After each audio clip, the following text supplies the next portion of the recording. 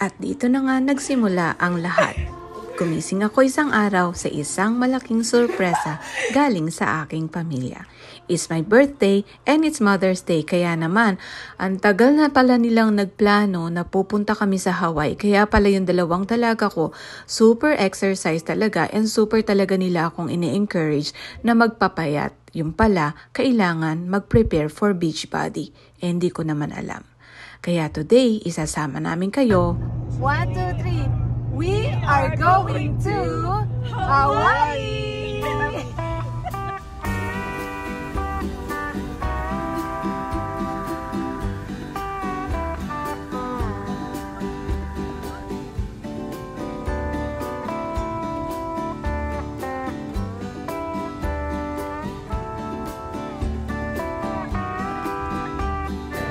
So, inatid lang kami ni Daddy kasi mahal doon sa parking. So, hinatid niya kami and then mag-u-Uber na lang siya papunta dito. So, we are embarking on 2 trips pala. First, we are going to Vancouver and then may stopover kami doon ng a few minutes lang and then diretso na ng Hawaii from Vancouver to Hawaii.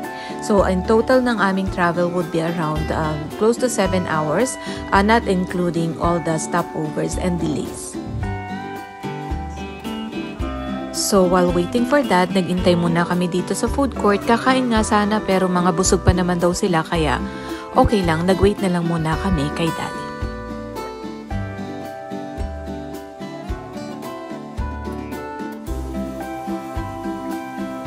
Parang mahaba daw yata yung layover namin sa Vancouver kaya doon na lang daw sila kakain. Pero ako gutom na kaya ayan, nag-Starbucks na lang muna ako.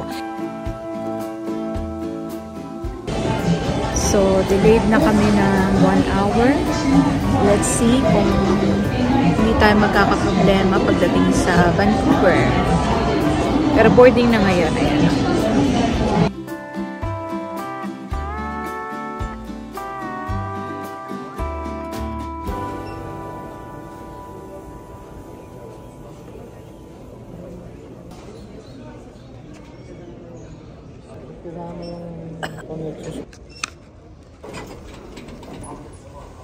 Time to board. Bye, see for now. Gaganyan-ganyan lang ako pero actually ninenervyos ako kasi sama-sama pa naman kaming pamilya.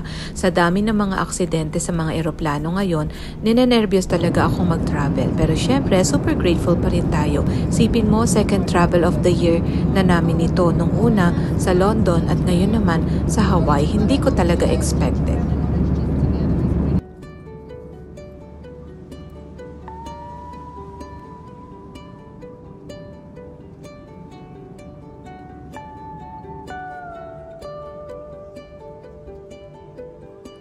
After 40 minutes ay nakarating na nga kami sa Vancouver, first leg of the trip done, at ngayon naman heading na tayo sa gate natin papunta na ng Hawaii.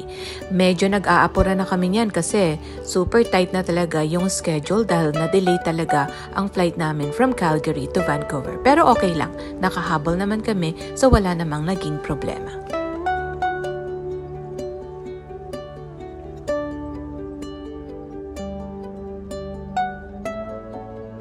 We are a minimalist family, kaya kung mapapansin ninyo kapag short trips na ganyan, backpack lang talaga yung dala namin. And kapag naman 2 weeks or more, like nung nagpunta kami sa Japan, okay na kami sa carry-on lang. Walang problema sa baggage claims, walang problema kung mawala ang checked-in bags kasi kasama namin lagi yung luggage namin.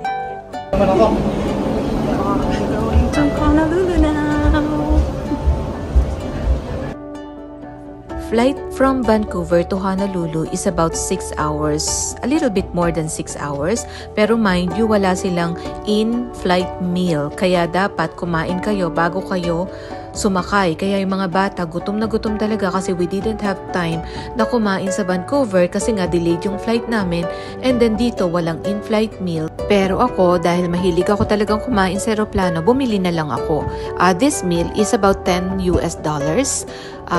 Ayaw ng mga bata niyan kaya ako lang ang kumain. So, kakain na lang daw sila pagdating sa Hawaii.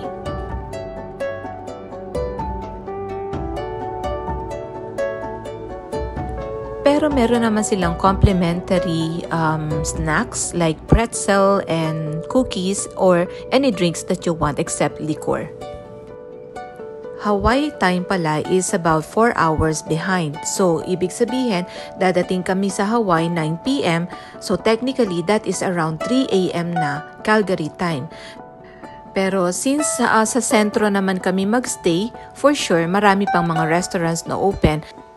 Kaya sigurado ako na meron pa namang makakainan yung mga bata.